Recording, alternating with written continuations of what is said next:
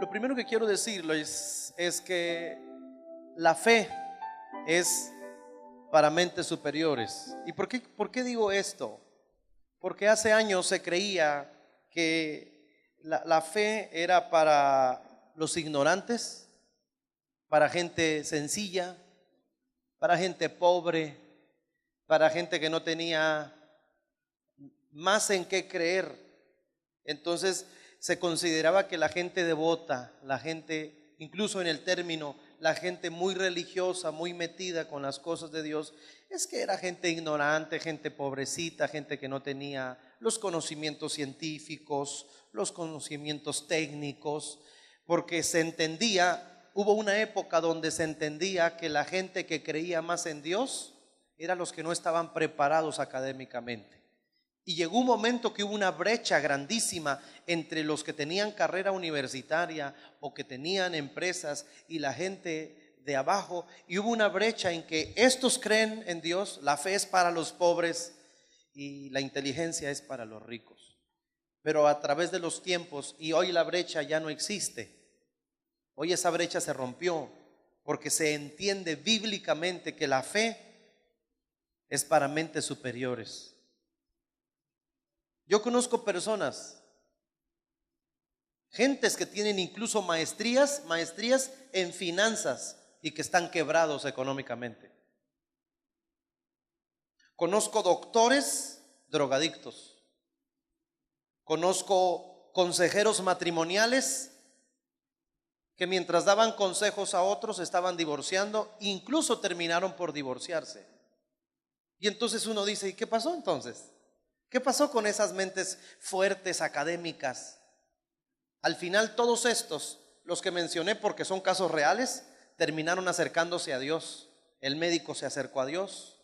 El que estaba con maestría académica en finanzas terminó acercándose a Dios para seguir los principios financieros bíblicos. Al final este matrimonio que se divorció se volvió a unir. Se volvieron a casar pues. ¿Por qué? Porque vinieron a Jesús. Al final entonces la fe es para mentes superiores y la fe no nos debe dividir. La fe a todos y a cada uno de nosotros nos debería unir. Y quiero hacerles una pregunta. ¿Cuál es el mejor ambiente para que el poder creativo de Dios se manifieste? Vamos a Hebreos capítulo 11, versículo 3. Versículo 3. No se le olvide la pregunta. ¿Cuál es el mejor ambiente para que el poder creativo de Dios se manifieste? Hebreos 11:3 dice de la siguiente manera: por la fe entendemos haber sido constituido el universo por la palabra de Dios, de modo que lo que se ve fue hecho de lo que no se veía.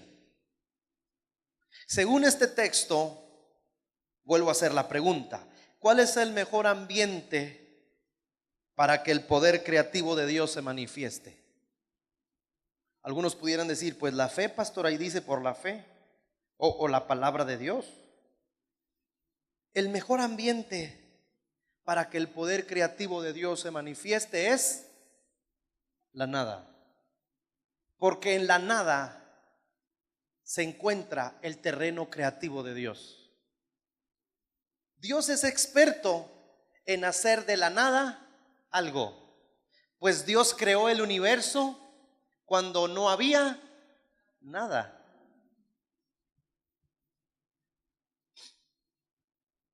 Así que Dios te dice de una forma introductoria en esta mañana. Escucha bien lo que te dice el Señor, recíbelo en tu corazón. Hijo mío, hija mía, no tengas problemas cuando estés en la nada o cuando no tengas nada. Hijo mío, hija mía, yo ya estuve en la nada y no pasa nada. No hay ningún problema con tener nada. Dios ya estuvo ahí, estuvo precisamente en la nada. Solo hay una cosa que pasa en la nada. Hay una sola cosa que pasa en la nada, una sola cosa que pasa en la nada. ¿Sabes qué pasa? ¿Qué pasó en la nada cuando no había nada? ¿Qué pasó? En la nada lo único que va a pasar es lo que tú declares.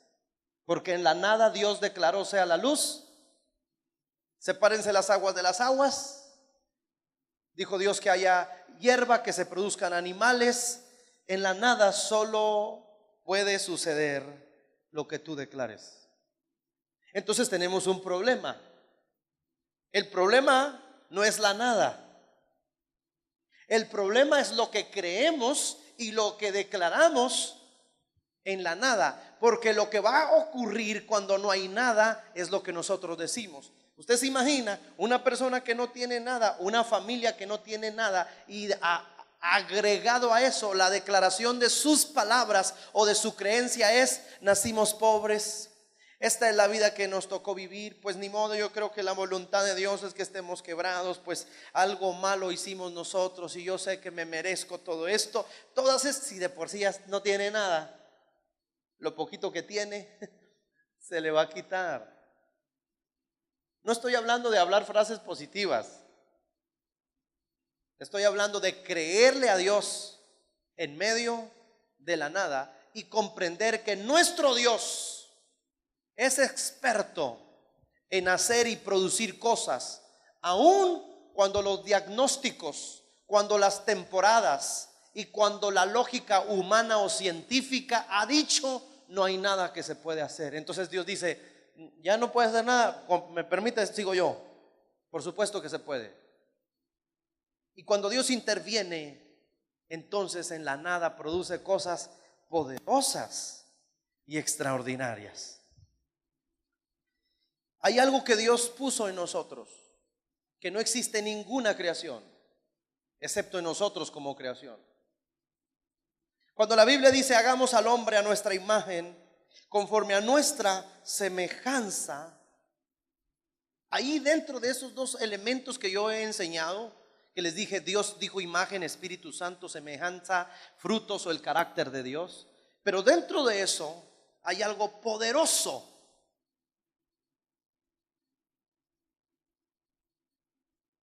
Porque a nosotros nos dio una distinción como criaturas de Él. Dios puso en nosotros el poder creativo. Somos la única creación en la tierra, y por lo menos en lo que demanda y dice la palabra, somos la única creación capaz de decir algo y que algo suceda. Hermanos, no sé si me expliqué. Estoy diciendo algo tremendo. Somos la única creación capaz de decir algo y que algo suceda, que algo acontezca. La Biblia lo revela a través de muchas escrituras. Desde el inicio, cuando Josué oró y dijo: sol detente, luna detente, una declaración detuvo la naturaleza. Y luego Elías dijo: aquí no llueve hasta que yo diga, y no llovió hasta que él dijo.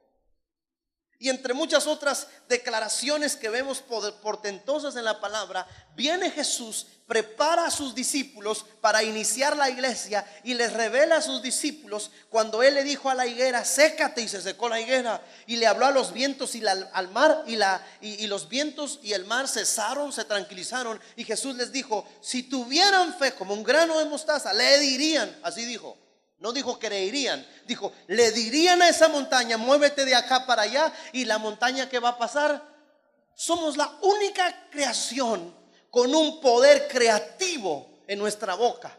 Por eso cuando Satanás le dijo a Jesús en la primer tentación: si eres hijo de Dios, di que estas piedras se conviertan en pan. Con una sola declaración Jesús podía transformar la materia.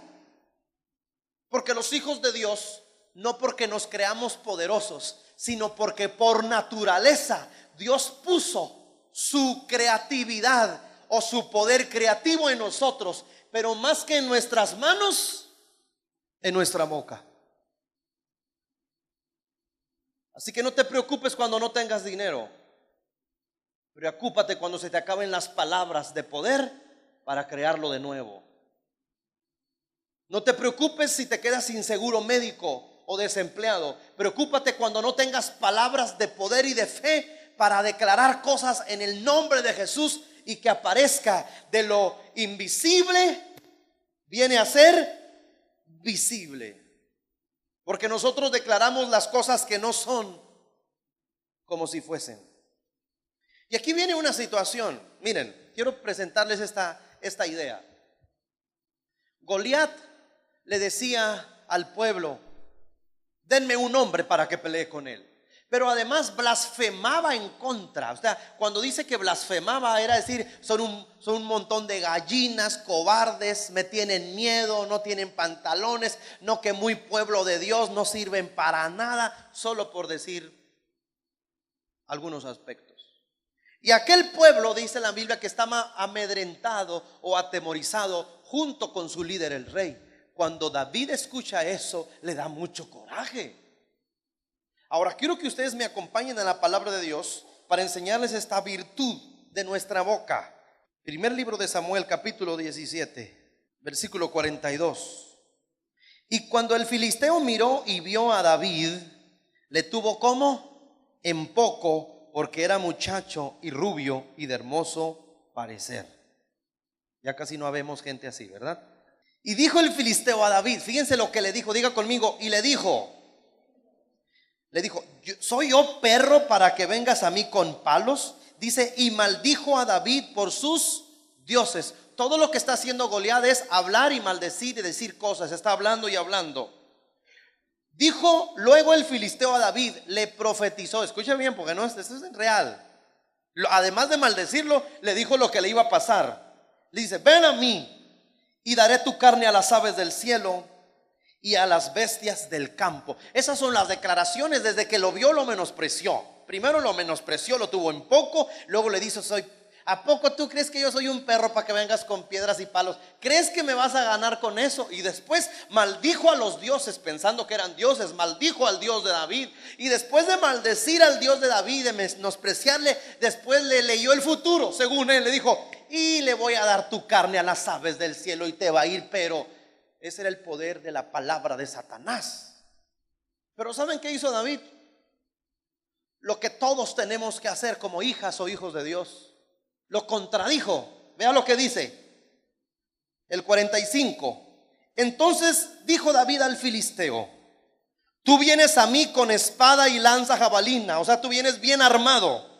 Mas yo vengo a ti no con piedras ni palos. Vengo a ti en el nombre de Jehová de los ejércitos, el Dios de los escuadrones de Israel, a quien tú has provocado, no sabes con quién te has metido, y él te va a entregar hoy en mi mano. Yo te voy a decir tu futuro, y yo te venceré, y te cortaré la cabeza, y daré hoy a los cuerpos de los filisteos las aves de los cielos y las bestias de la tierra, y toda la tierra sabrá que hay Dios en Israel. Le estaba diciendo, yo te voy a cortar la cabeza. O sea, no, espérame, estás equivocado, mano. Lo que tú dices es incorrecto. Lo que yo digo es correcto. Tú no me vas a decir el futuro, yo te lo voy a decir a ti. Pero es una guerra de palabras. No había golpes, eran palabras. La mayor cantidad de veces que nosotros nos hemos sentido débiles en la fe, amedrentados y sin capacidad de respuesta, no es por lo que nos han hecho, sino por lo que hemos escuchado o nos han dicho. Pero uno tiene que aprender a contradecir lo que se está diciendo. Te va a ir mal, quién sabe cómo le vas a hacer ahora que venga esta situación. Mira esta temporada, mira el tipo de enfermedad que tiene tu familiar, difícil para pagar un medicamento como tal. Cualquier situación, cuando tú escuchas, tenemos que ser como nuestro hermano, como el ejemplo de David. Espérame, estás equivocado. El Señor tiene la respuesta. Yo sé en quién he creído.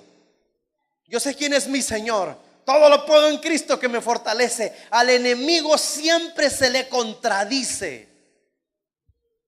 Porque si tú le haces caso a las voces negativas, te vas a hundir. Pero si lo contradices, entonces le está diciendo, lo que tú dices no es verdad. Lo que yo digo es lo que va a pasar. Dicen amén. Diga conmigo. Lo que Satanás dice es mentira. Lo que yo diga es lo que va a pasar.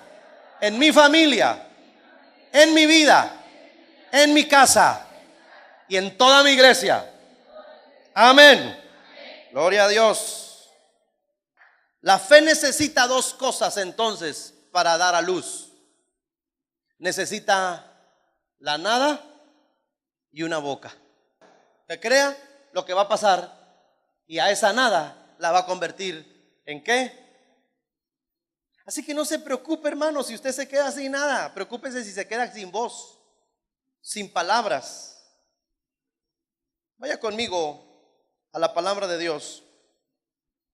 Marcos 5:25. Dice, pero una mujer que desde hacía 12 años padecía de flujo de sangre. ¿Cuántos años? 12 años padecía de flujo de sangre.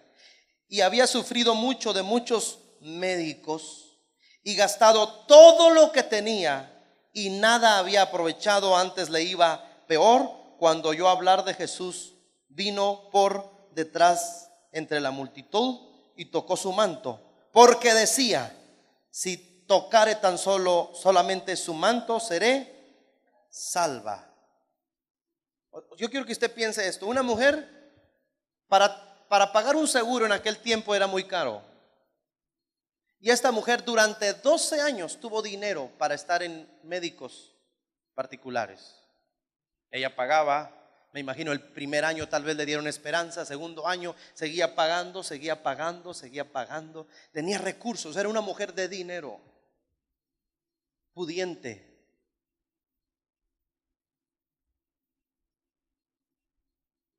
Y su esperanza estaba en el tratamiento. Quiero que piense esto de lo que estamos hablando, porque uno tiene que aprender a vivir por fe.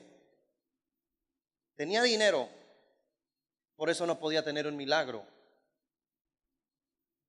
¿Hasta cuándo ella recurrió a la fuente que es Jesús?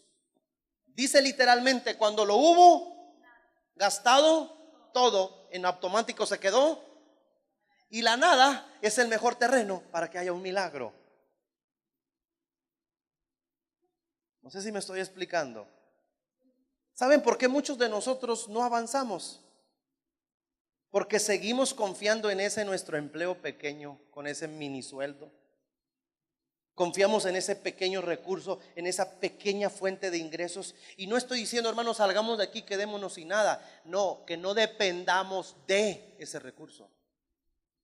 La mujer estaba dependiendo de ese recurso y lo gastaba, se le iba quitando, se le iba acabando, pero seguía dependiendo, hasta que se quedó sin nada. Dijo Dios, ahora sí puedo hacer algo, porque ya no va a depender del recurso. O soy yo o se muere. Cuando lo hubo gastado todo, vino con Jesús detrás de él. Y entonces la mujer dijo, si tan solo tocar el borde del manto de Jesús, eres salva y sana, ¿no? Obviamente. Pregunto, ¿cuándo en la Biblia Jesús dijo, mi manto tiene poder? ¿Cuándo? Jesús nunca dijo, y toquen mi manto, nunca dijo. Pero ella dijo, este hombre es tan poderoso, tiene tanto poder. Hay el milagro que necesito, está en este hombre, que con que toque el borde del manto, seré salva. ¿Qué quiero decir con esto? Que la fe no es un método, la fe es creativa. La fe es algo que inventamos cuando hacemos algo. Jesús escupió en la tierra, hizo lodo, le puso al ciego, vete a lavar, y recibió la vista. A otro le escupió en la cara, a otro le metió los dedos en el oído. Me estoy explicando, la fe es creativa. La fe es algo que sale del interior de las personas, que creen que va a suceder algo, pero cuando están ¿en dónde? En la nada. ¿De dónde sacó esta mujer esta conclusión de la fe estando sin nada? Ahora, ¿dónde empezó el milagro de esta mujer?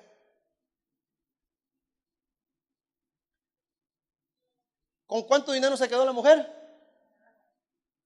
¿Y qué necesita la fe? Lo dijimos hace ratito. ¿Y qué? Ok, esta mujer se quedó sin nada y luego ¿qué dijo? Dijo, mi milagro está así. Ella se lo inventó, pero creyó. Así está mi milagro, dijo. Con que toque el borde, seré sana. ¿Qué necesita la fe para manifestarse? Nada, y una boca que crea. No es que se quedó sin nada y de casualidad rozó al maestro y fue sana. Ella estaba segura que tocando la ropa del maestro, simplemente la orilla, quedaría completamente sana.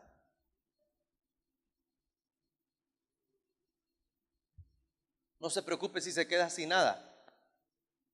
Estás en un buen terreno. Solo ocúpate en lo que vas a hablar. ¿Y en quién estás creyendo?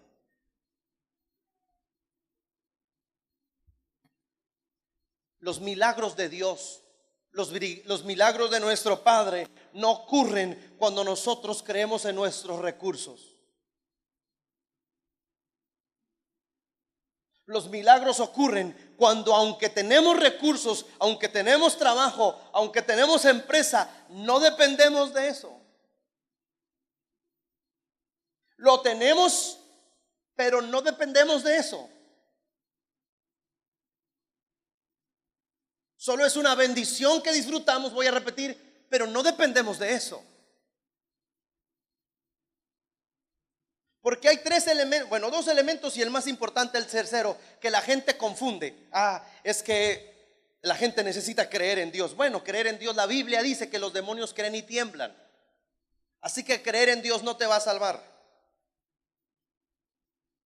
Segundo elemento, no, es que no es creer en Dios, hay que creerle a Dios. Segundo elemento, crees en el Señor. ¿Le crees a Él? ¿Crees que Él puede hacer milagros? ¿Crees en lo que dice la palabra? No adulteres, no robes. Lo crees, pero no lo practicas. Pero lo crees. Entonces, ni es creer en Dios, ni creerle a Dios. Lo más importante es amar a Dios. El primer mandamiento no dice cree en mí. El primer mandamiento dice me amas a mí sobre todas las cosas.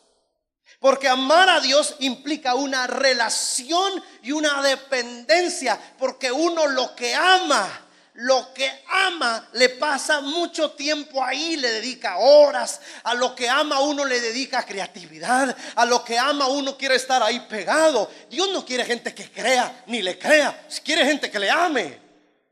Y la gente que le ama termina creyendo, obviamente, y creyéndole, pero porque le ama y sabe que la dependencia en Él es más importante que todo lo que pueda tener. Porque si tú te quedas sin nada, pero amas a Dios, no te preocupes. Jesús dijo, el cielo y la tierra pasarán, pero mi palabra, ¿qué? No pasará. Él mismo está diciendo, ¿qué importa si se pierde la tierra? ¿Qué importa si pierdo los cielos? No importa. Porque aunque me quede sin nada de nuevo, mi palabra puede crear un cielo nuevo y una tierra nueva de nuevo.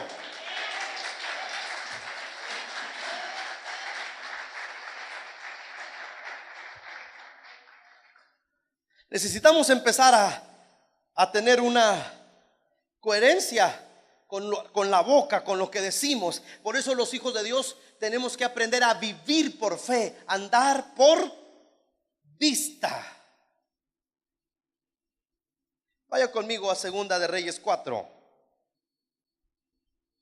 Segunda de Reyes 4:1 dice: una mujer de las mujeres de los hijos de los profetas clamó a Eliseo diciendo: tu siervo mi marido ha muerto, o sea que es una viuda, y tú sabes que tu siervo era temeroso de Jehová, y ha venido el acreedor, el cobrador, el de la moto, para tomarse 2 hijos míos por siervos.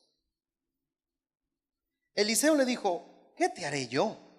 Declárame qué tienes en casa. Y ella dijo: tu sierva, que tenía, ninguna cosa tiene en casa sino una vasija de aceite. Y él le dijo: ve y pide para ti vasijas prestadas de todos tus vecinos, vasijas vacías, no pocas. Y luego ya le dice: te encierras, etcétera. ¿Hasta cuándo sucedió el milagro? ¿De quién dependía esta mujer? De su marido. Se le murió el marido. ¿Qué va a hacer? viuda, vienen los acreedores, no tiene para pagar, está en bancarrota, está en plena tribulación, pero recurre y habla con su boca para pedir un milagro. Y entonces el profeta le dice: ¿qué tienes en casa? Y ella contesta: no tengo nada excepto un poco de aceite.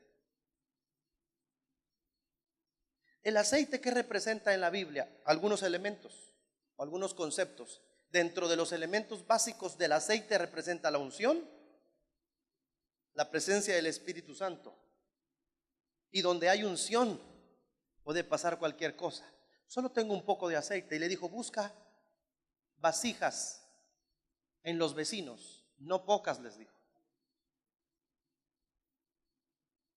Pidieron vasijas, ollas, más vasijas y todo. Enciérrate en tu casa, le dijo. Es algo entre tú y el Espíritu de Dios. ¿Cuál es el mensaje? Se lo voy a decir. Amárrese el cinturón.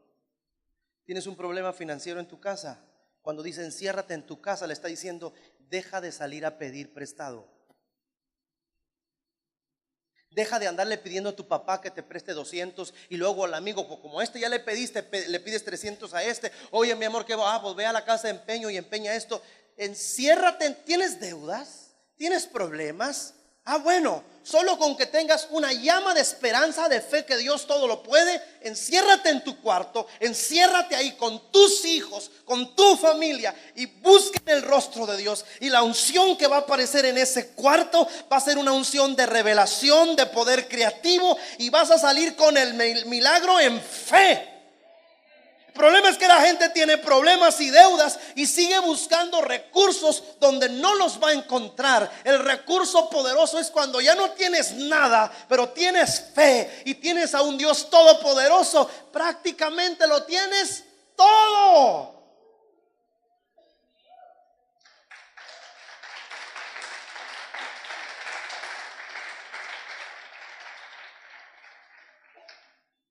Las dos cosas más poderosas están dentro del hombre: la duda y la fe. La duda te hunde, pero la fe que Dios depositó en ti te lleva a otra dimensión. Y la fe necesita dos cosas para dar a luz: la nada y una boca que crea que va a suceder. Cuando le dijo enciérrate en tu cuarto con tus hijos, enciérrate, le estaba diciendo: deja de andar dando lástima en las calles y en las casas. Y pon a activar lo que tienes, lo que crees, lo que dices que has creído. Me dices que tu marido era un siervo de Dios y era grande en la obra. Muy bien, ahora activa tu fe, ponte a orar, pídele a Dios, haz guerra, puede aclamar, vuélvase a orar, póngase a orar, pídale a Dios, vea el recurso, vea la fuente, y tu Padre que te ve en lo secreto te recompensará en público. Amén. ¿Y qué pasó? El milagro, hermanos. Porque ella, cuando no tuvo nada, es cuando lo tuvo todo. Primera de Reyes, primer libro de Reyes, capítulo 17. Dice Primera de Reyes 17:8. Le dijo: vino a él luego palabra de Jehová diciendo: levántate y vete a Sarepta de Sidón y mora allí. Ahí te vas a quedar a dormir. He aquí, yo he dado orden allí a una mujer. ¿Cómo era la mujer? Viuda, que te sustente. Entonces él se levantó y se fue a Sarepta, y cuando llegó a la puerta de la ciudad, he aquí una mujer viuda que estaba allí recogiendo leña. Él la llamó y le dijo: te ruego que me traigas un poco de agua en un vaso para que beba. Yo le pidió agua. Y yendo ella para traérsela, él la volvió a llamar y le dijo: te ruego que me traigas también un bocado de pan en tu mano. Primero le pidió un bocado, diga conmigo, bocado. Primero le pidió agua y le pidió un bocadito, ¿no? Pasa un burrito a la mitad, ¿no? No más para masticarlo. Primero le pidió agua y luego un bocadito. Pero se fue largo el profeta, fíjese bien. Entonces ya le pidió ella un bocado, dice, de pan en tu mano. Y ella respondió: vive Jehová tu Dios. Qué tremenda frase, ¿no? Oh, yo creo en el Señor Jesús. Muy bien. ¿Y qué más? Dígame, ¿qué más? Que no tengo ¿qué? Diga conmigo: no tengo. Ahora dice, solamente un puñado de harina tengo en la tinaja y un poco de aceite en una vasija. Y ahora recogía 2 leños, y le cuenta el testimonio, para entrar y prepararlo para mí y para mi hijo, para que lo comamos y nos dejemos morir. Aquí hay una contradicción grandísima, porque primero ella habla de Dios y luego dice lo que va a hacer. No, vamos a morir, dice. ¿Cuánta gente conozco así? Que tiene al Dios en la boca, pero la pobreza y la miseria en el corazón y la mente. Dice que alaba a Dios y bendice el nombre. Vive Jehová, sí vive, pero te estás muriendo. Nomás te alcanza para cantar y venir al templo, pero no te alcanza para creer que en tu casa, que en tu familia, que en tu territorio, que con los tuyos el Señor suplirá todo lo. Nomás te alcanza para llegar y como que arrastrando decir, ay, pues llegué a la iglesia, bendito a Dios. No, señores, la fe es para vivirla activa en casa. Que no sé cómo le vamos a hacer si pagamos la carrera del muchacho o que se salga mejor porque no hay recursos. Así nunca habla una hija de Dios. Así no hablamos los hijos de Dios. Es que no hay recursos, por supuesto que no hay físicamente, están en el lado espiritual y yo los tengo que arrastrar con el poder de mi boca, declarando las cosas que no son como si fuesen. Vive Jehová, pero nos vamos a morir, le dijo ella. Y aquel que le pidió agua y un bocado, sabiendo que se va a morir, dijo, pues toma, no se va a morir. Ella le dijo el 13, Elías le dijo en el 13, no tengas temor, mujer, ve, haz como has dicho, pero hazme a mí primero de ello una pequeña torta. Ya no le pidió un bocado, no, ahora le pidió un tortón. Una pequeña torta, le dice, cocida debajo de la ceniza, hasta con gusto, no, así me gusta doradita en la ceniza, debajo de la ceniza, y tráemela, y después harás para ti y para tú. ¿Qué es lo que tenía esta mujer para dejarse morir? ¿Un qué? Puñado de harina. Escuche bien. Hasta ese último día ella dependía de ese puño de harina, suficiente para vivir en la miseria y en la derrota. Escuche lo que dijo el profeta. Hazme una torta, le dijo. Le estaba diciendo, de ese puño, hazme una torta. Pregunto, si ella obedeció como lo hizo, obedeció y le hizo una torta al profeta y le trajo agua, ¿con qué se quedó en la cocina?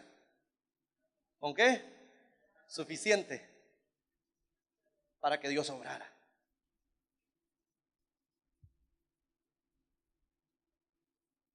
No es lo poco que tengas. El problema es si confías en eso. ¿En dónde está tu fe? No puedo orar, pastor, no me dio tiempo para venir a la iglesia, no me dio tiempo para salir a mi grupo o para hablar de que no tengo tiempo, es que el trabajo es muy explotado y usted sabe que tengo que comer. ¿Cuántos han escuchado eso? Se nota dónde está la dependencia.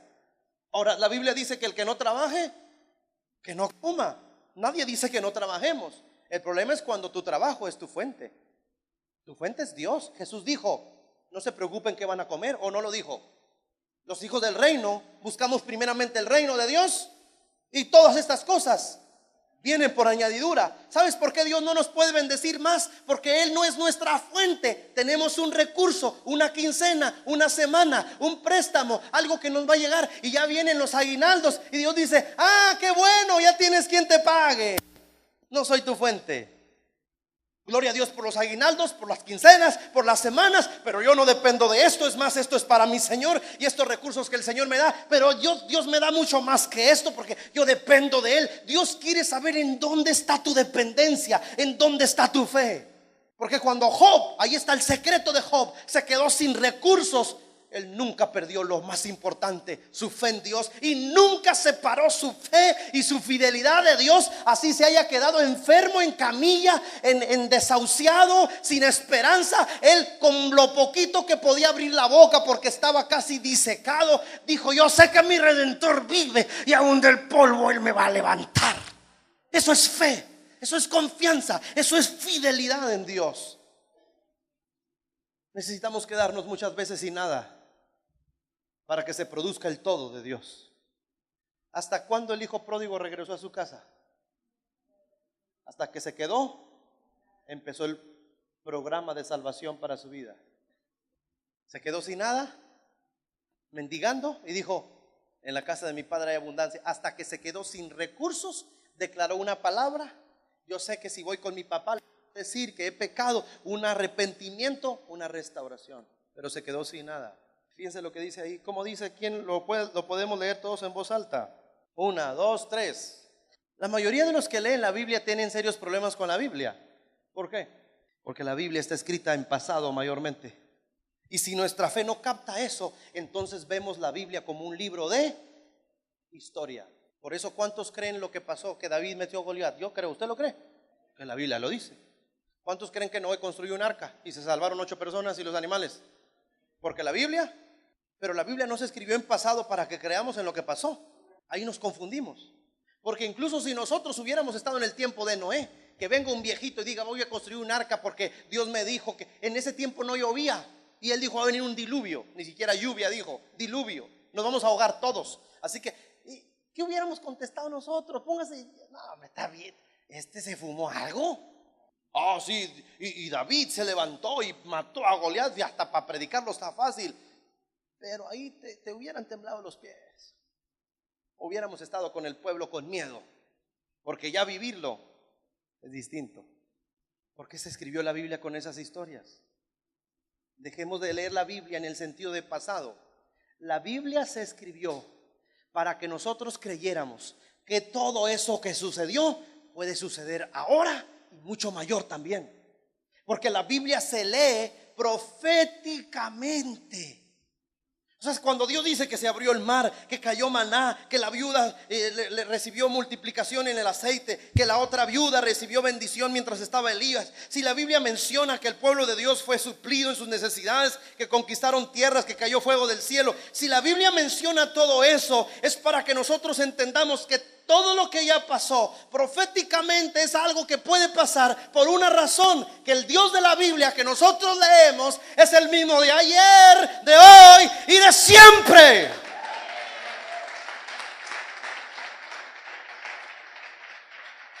O sea, nos gozamos por lo que pasó, pero nuestra fe está en la expectativa y la convicción de lo que va a pasar hoy y de lo que viene para mi futuro, para mi familia, para mí. Para eso se lee la Biblia.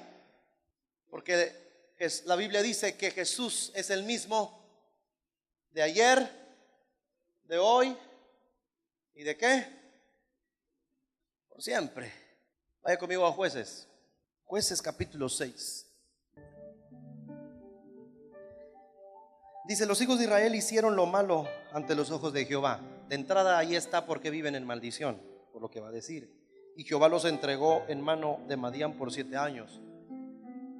Diga conmigo: no le puede ir bien al quien hace lo malo. Hicieron lo malo delante de los ojos de Jehová y Dios los entregó a lo malo. Dice el 2: y la mano de Madián prevaleció contra Israel, y los hijos de Israel por causa de los madianitas se hicieron cuevas en los montes y cavernas y lugares fortificados. Pues sucedía que cuando Israel había sembrado, subían los madianitas y amalecitas, y los hijos del oriente contra ellos subían y los atacaban, y acampando contra ellos destruían los frutos de la tierra hasta llegar a Gaza, y no dejaban que comer en Israel ni ovejas, ni bueyes, ni asnos. Y quiero que ustedes vean que aquí está hablando de una maldición económica y material. Sembraban, cuando daba fruto, venían los enemigos, destruían el campo y los dejaban sin comer. Por una razón, Dios los entregó. Porque Dios nunca le va a soltar la bendición y va a quitar su amparo y protección a quien hace lo malo delante de sus ojos. Dice el versículo 11: y vino el ángel de Jehová y se sentó debajo de la encina que está en Ofra, la cual era de Joás Abieserita.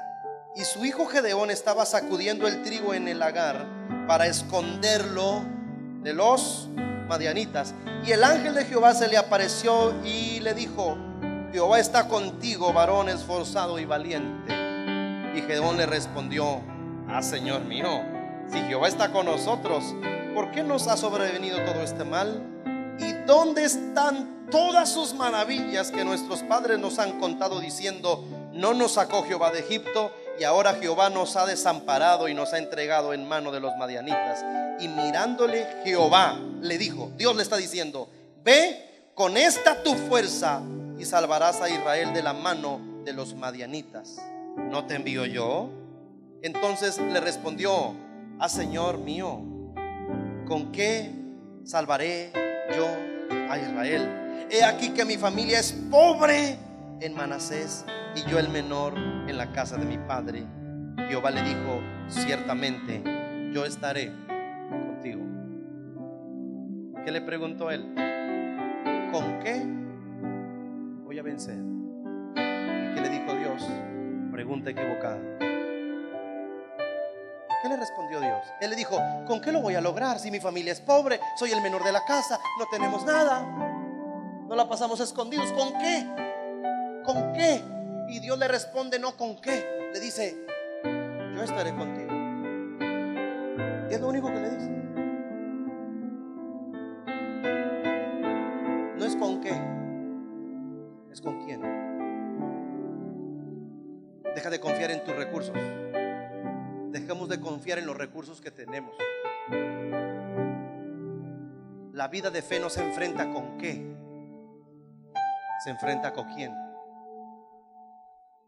De nada sirve caminar con cuentas bancarias o buenas quincenas sin Dios, que eso se disipa en un soplo. Se acabó. Para que se despierten algunos. Los está durmiendo el olor de las tortillas, hermanas. Andan hipnotizando aquí al pueblo ustedes.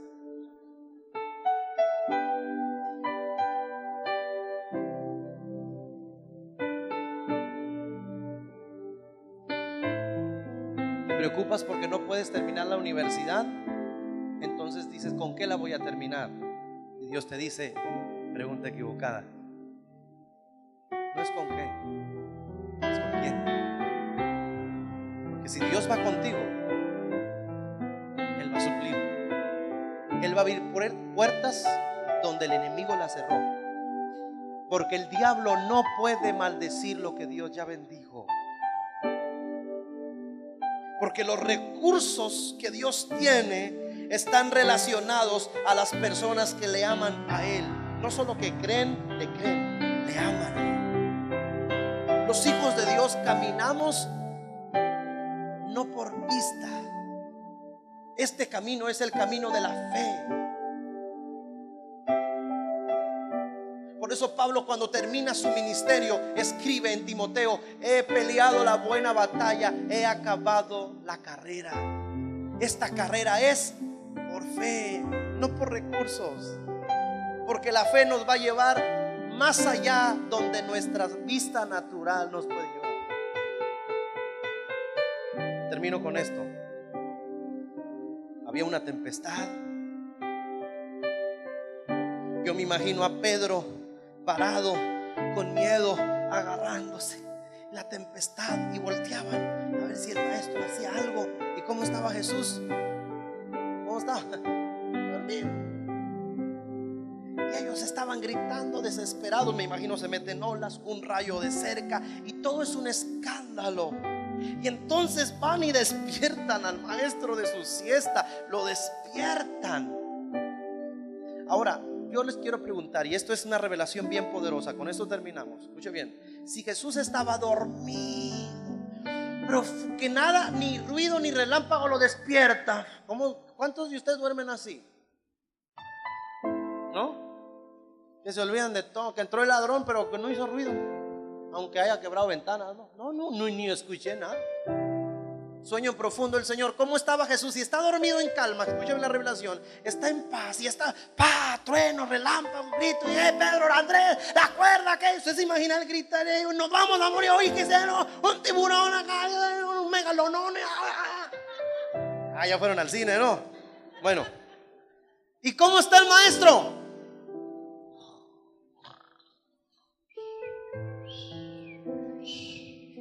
Pregunto, esta es la revelación. Internamente, ¿cómo está Jesús?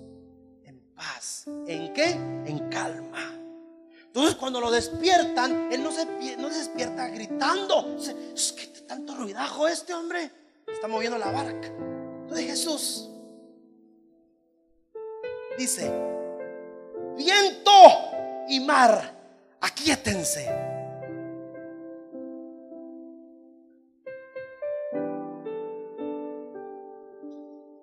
Jesús no declaró lo que estaba viendo, declaró lo que quería ver. No le dio poder al viento y al mar, les dijo cómo los quería tener. No se ora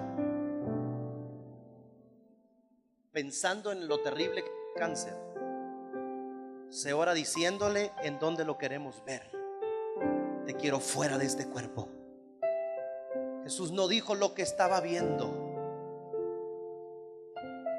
declaró lo que quería ver, porque en su interior había paz y el exterior no concordaba. De su interior y de su fe sacó la paz y se durmieron los vientos y la tempestad. Y el maestro dijo: hombre de poca fe, déjenme dormir y háganme un café. Y se durmió el maestro.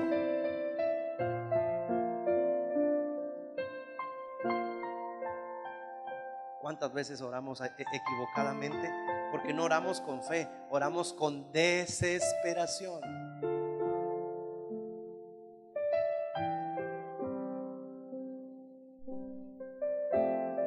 Él no dijo: niña, resucita. Ella le dijo: despiértate.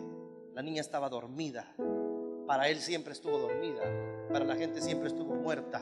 No es que está muerta, está dormida. Está muerta, está dormida. Él dijo: está dormida. Se burlaron de él, porque la fe declara cosas y ve cosas que la gente no ve. No, está muerta, está dormida. Se está dormida, está borracho este amigo, ¿de dónde lo trajeron? Y por eso corrió a la gente, entró con 3 discípulos y dijo a la niña: Talita Kumi, que traducido es: niña, despiértate. No le dijo: niña, resucita, porque si Jesús dice resucita, entonces estaba jugando con la gente. Él dijo: despiértate, porque para él estaba dormida. Uno siempre declara lo que quiere que acontezca, no lo que está sucediendo. Eso es fe.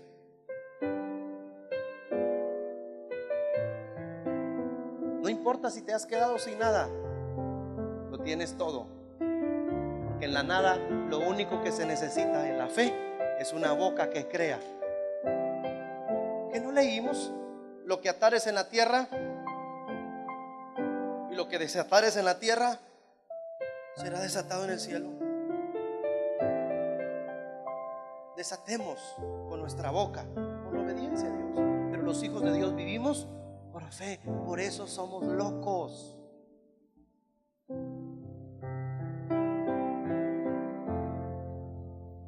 Aquí estaba parado más o menos en la tierra. Se lo he dicho muchas veces. En la tierra, Señor, yo declaro que este lugar es un lugar donde te vamos a adorar. Es un lugar donde la gente se va a convertir. Este lugar será un auditorio donde había hierba, había piedras, había tierra. Y yo sé, Señor, yo declaro que esta será una casa, una construcción de bendición.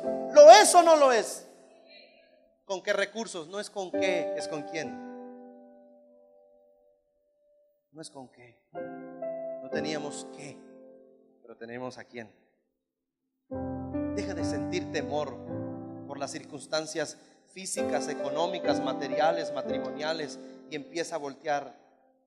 ¿A quién? Al Señor.